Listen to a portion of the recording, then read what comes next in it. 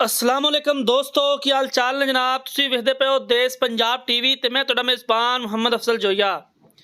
दोस्तों डेली दी निस्बत अज देश पंजाब चैनल ते एक दूजन चोटी की वीडियो लैके आए हैं। लाल कैला रंग है, बल्ला मत्था है और माशाल्लाह नस्लजात मेरे वीरां ने चेक करनी है। खास नीली का ब्रांड है। वीरां दे सामने मझ अजे तक कच्ची है, 15 तो 20 दिन लैंदी है सून दे विच।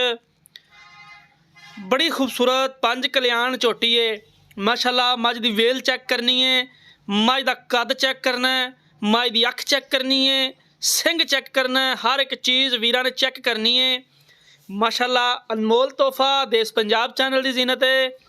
वीरां भरावां दे सामने असीं अपने वीरां वास्ते हर रोज़ एक खूबसूरत जानवर लैके आने।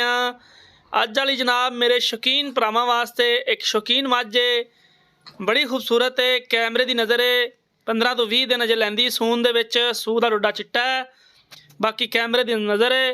पावर वाला थाने, कुवाड़े रंगी हड्डी है, मुठ भर थाने और सोहणियां वंडां ते। दोस्तों राबता नंबर डिस्क्रिप्शन च। उम्मीद करांगे वीडियो पसंद आएगी। वीडियो पसंद आए वीडियो लाइक शेयर लाजमी करना। जिंदगी तो मिलांगे एक नई